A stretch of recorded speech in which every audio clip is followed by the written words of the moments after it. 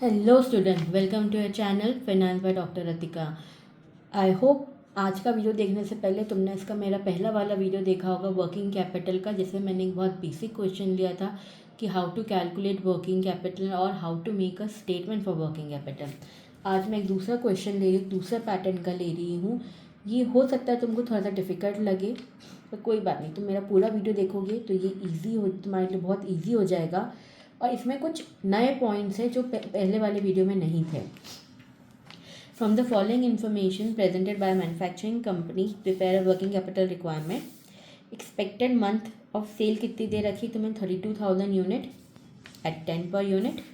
Anticipated ratio of cost of selling prices are raw material 40% है आपकी, ये 10 rupees की। लेबर कॉस्ट है 10% है, क्योंकि कॉस्ट ऑफ सेलिंग प्राइस ना आपकी रॉ मटेरियल की परसेंटेज दे रखा है कि आप जिससे बेचते हो उतने का कितने का पड़ता है। जैसे अगर हम 10 रुपये में यूनिट बेच रहे थे, हमारी रॉ मटेरियल उसकी 40% है कॉस्ट, लेबर उसकी 30% है।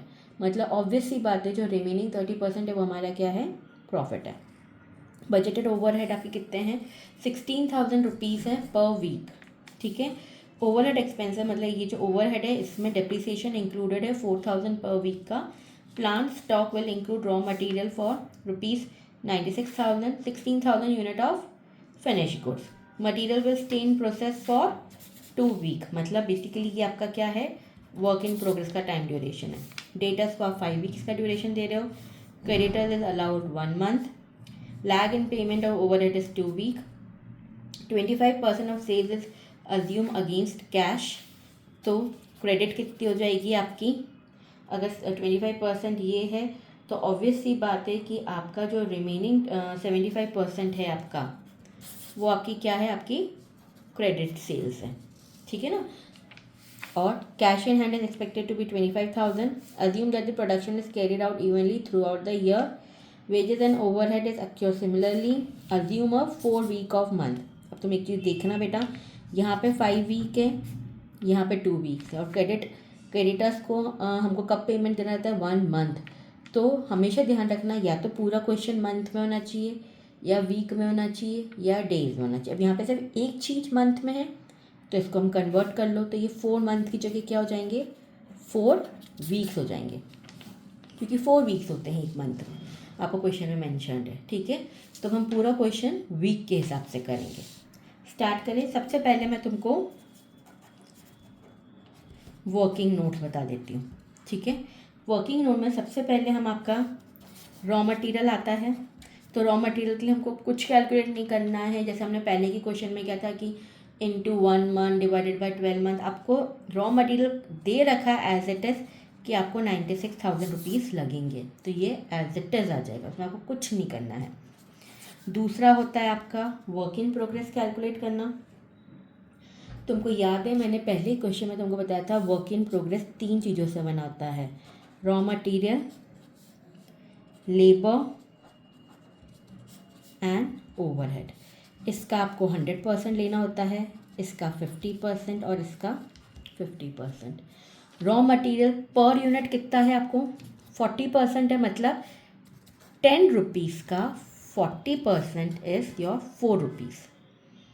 ठीक है। लेबर की कॉस्ट रॉ मटेरियल की कॉस्ट सिमिलरली लेबर की आपकी हो जाएगी 3 रुपीज़ आया।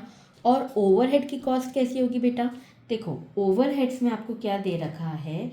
ओवरहेड्स में आपको दे रखा है कि आपको 16,000 पर वीक लगते हैं। ठीक है। अब अपन थोड़ा सा उल्टा कैलकुलेशन करके देखते हैं कि आपकी क्या कॉस्ट होगी आपकी ओवरहेड्स की। देखो ये जो 16,000 है बेटा, इसमें से आपकी 4,000 तो क्या है? डेप्रिसिएशन कॉस्ट है। तो आपको 16,000 माइनस 4,000 करना है, मतलब आपके एक्चुअल जो ओवरहेड्स वो कितने के हैं? 12,000 के हैं। आया समझ में? ये एक्चुअल 12,000 के हुए आपके ओवरहेड्स। अब इन 12,000 को, ये रुपीज़ 12,000 के आपके क्या हैं? ओवरहेड्स हैं। कितने वीक के? 1 वीक के। ठीक है। अब आप ये देखो, आपकी जो सेल्स है वो है पर मंथ कितनी है? 32,000 है। तो हम 1 वीक की सेल्स निकाल लेंगे। सेल्स है आपकी 1 month is equals to 32,000 units. ठीक है, मतलब 4 week is equals to 32,000, correct. तो 1 वीक की कितनी हो जाएगी आपकी 32,000 divided by 4, that is 8,000 units. आया समझ में? एक वीक में आपकी सेल्स यूनिट कितनी आ रही है, 8,000 आ रही है। तो अब हम ओवरहेड कॉस्ट निकाल सकते हैं हमारी। एक वीक में हमको 12,000 रुपये लग रहे हैं और हम कितने यूनिट्स बना रहे हैं, 8,000 यूनिट्स। तो हमारी overhead cost per unit will be is equals to 12,000 divided by 8,000 is nothing but your 1.5 rupees per unit. आया समझ में? ये बहुत इम्पॉर्टेंट है। आपने एक वीक के यूनिट्स निकाले, आपके पास एक वीक की कॉस्ट दे रखी टोटल, तो हमने हमारी 1.5 यूनिट्स निकाल ली ओवरहेड कॉस्ट। आया समझ में बच्चों? अब हम रॉ मटेरियल कैलकुलेट करते हैं। रॉ मटेरियल की हमको कितनी कॉस्ट लेनी है, 4 रुपये लेने हैं। लेबर की हमारी 3 रुपये की कॉस्ट है, लेकिन इसका हम लेंगे 50%। और ओवरहेड की हमारी 1.5 रुपये कॉस्ट है और इसका भी हम लेंगे हमारा 50%। आया समझ में? याद है मैंने पहले वाले वीडियो में कहा था कि रॉ मटेरियल 100% लेते हैं और बाकी हम क्या लेते हैं, 50%। अगर क्वेश्चन में नहीं भी मेंशन हो तो भी तुम 50% लेना। अगर क्वेश्चन में कुछ मेंशन हो कि लेबर 70% लेना है, ये 30%, तो वो लेंगे। अदरवाइज बाय डिफ़ॉल्ट हम इसकी 50% लेते हैं। तो हमारी टोटल वर्क इन प्रोग्रेस की जो कॉस्ट है वो कितनी आ जाएगी बच्चों, 4 रुपीज़ प्लस 1.5 प्लस 0.75। तो हमारा टोटल हम ऐड कर देंगे तो हो जाएगी हमारी 6.25 रुपीज़ की हमारी कॉस्ट आ जाएगी वर्क इन प्रोग्रेस की। तो वर्क इन प्रोग्रेस अब हम निकाल सकते हैं। हमारा देखो हमको दे रखा है material stay in process for 2 weeks. एक वीक का हमारे पास 8,000 यूनिट है, तो 2 इंटू 2 कर देंगे तो निकल जाएगा, और इंटू 6.25 करेंगे तो हमारी निकलेगी total cost is equals to 1 lakh rupees. ये हमारी आ गई वर्क इन प्रोग्रेस। ठीक है, अब यहाँ पे आपको फिनिश गुड्स मेंशन है, इसलिए आपको फिनिश गुड्स की भी कॉस्ट निकालनी पड़ेगी। अगर क्वेश्चन में मेंशन नहीं रहता है तो हम नहीं निकालते हैं, पर इसमें मेंशन है तो निकालनी पड़ेगी। याद रखना ये मेरी बात, ठीक है। अब तुम इसकी कॉस्ट कैसे निकालोगे मेरे बच्चों? देखो इसकी कॉस्ट तो बहुत सिंपल है, तुमको ज़्यादा इसमें कुछ भी नहीं करना है। इसकी तुमको टोटल जो तुम्हारा कॉस्ट ऑफ प्रोडक्शन है वो कितना आया है, तुम्हारा टोटल कॉस्ट कितनी हो जाएगी इसमें, सेम जो तुमने करा था, 4 rupees plus 3 rupees plus 1.5 rupees. देखो 4 प्लस 3 रुपीज़ लेबर के प्लस ओवरहेड कॉस्ट 1.5, तो ये आपका जाएगा 4 प्लस 3 7 प्लस दिस 8.5 आपकी आ जाएगी फिनिश गुड कॉस्ट। तो finish good cost is equals to आप कैसे निकालोगे, ये निकालोगे आप cost of good sold into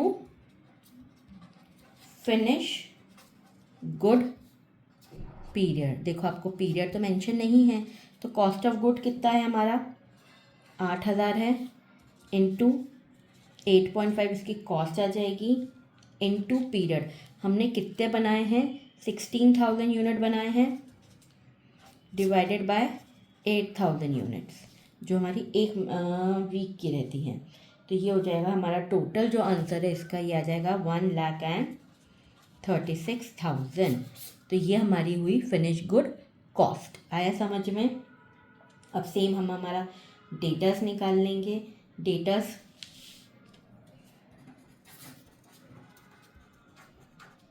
देखो, डेटर्स मैंने बताया था क्रेडिट सेल कितनी है, 75% है, तो आपके 8,000 का 75%,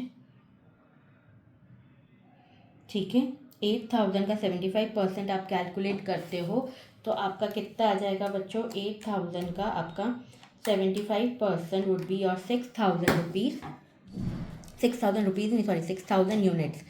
जो आपके क्रेडिट पे बिके हैं इनटू, ठीक है, इसकी डेटर्स की कॉस्ट क्या रहेगी जो फिनिश गुड्स की रहती है 8.5 इनटू डेटर्स का आपका पीरियड है 5 वीक दे रखा है, तो इनटू 5 वीक करोगे आप, है ना। तो ये आपका कुछ आ जाएगा 2,55,000, ठीक है। तो ये हुई आपके डेटर्स। अब आई होप आपके ये सारे हो गए हैं करंट असेट्स के। ये सारे कौन से हैं बच्चों, ये सब करंट असेट्स की आइटम है। सेम अब हम करंट लायबिलिटीज़ देख लेते हैं। करंट लायबिलिटीज़ में क्या आ जाएगा हमारा क्रेडिटर्स, ठीक है।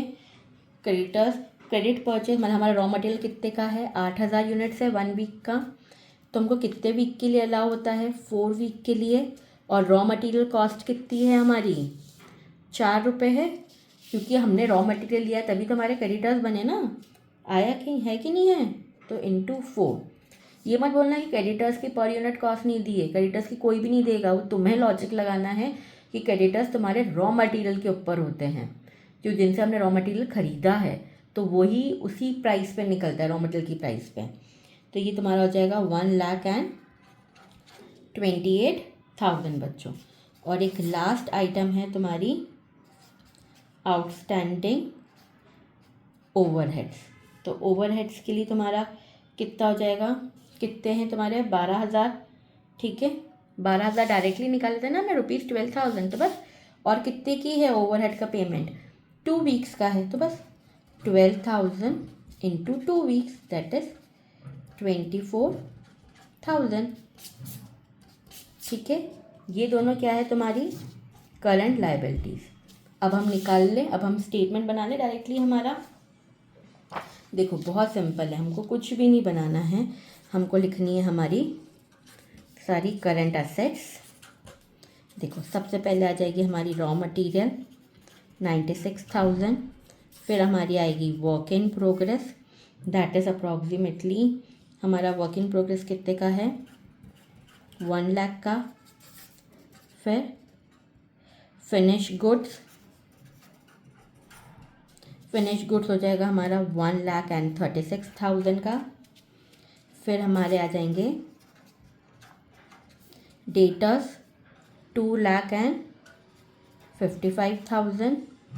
और कुछ भी आएगा क्या, हाँ एक चीज़ आएगी cash in hand is expected to be 25,000, तो 5th आइटम हो जाएगी हमारी कैश इन हैंड ऑफ 25,000। अब और कुछ आएगा क्या इसके अलावा, देखो कुछ हम भूले तो नहीं हैं, नहीं, इसका तो हम टोटल कर दो तो ये आ जाएगा कुछ 6,12,000 का, ठीक है। अब जैसे करंट असेट्स आई है ऐसे हम करंट लायबिलिटीज़ लिख लेंगे। यहाँ पे हमारी करंट लायबिलिटी से एक हमारी क्रेडिटर्स 1,28,000 और दूसरी है हमारे ओवरहेड एक्सपेंसेस 24,000 के। तो 6,12,000 में से ये दोनों चीज़ें हम माइनस कर देंगे तो हमारा आएगा 4,60,000। ये हमारी आएगी क्या, ये आएगी हमारी वर्किंग कैपिटल रिक्वायरमेंट। आया समझ में बच्चों, आई होप ये क्वेश्चन क्लियर हुआ होगा। इसमें हमने कुछ चीज़ें नई देखी, एक तो ये देखा कि वीक्स में कैसे कैलकुलेट करते हैं, फिर हमने ये देखा कि परसेंटेज बेसिस पे आपको रॉ मटेरियल लेबर हेड की कॉस्ट दी हुई होगी तो आप कैसे कैलकुलेट करोगे। और इसमें एक फिनिश गुड्स का भी एडजस्टमेंट था कि फिनिश गुड्स दिया हुआ हो तो उसकी कॉस्ट कैसे निकालते हैं। अगर फिर भी कुछ डाउट हो तो मुझसे नीचे कमेंट सेक्शन में पूछ सकते हो तुम। और सबसे पहले मेरा वीडियो ज़रूर लाइक करना, शेयर करना और सब्सक्राइब करना, ठीक है। Thank you.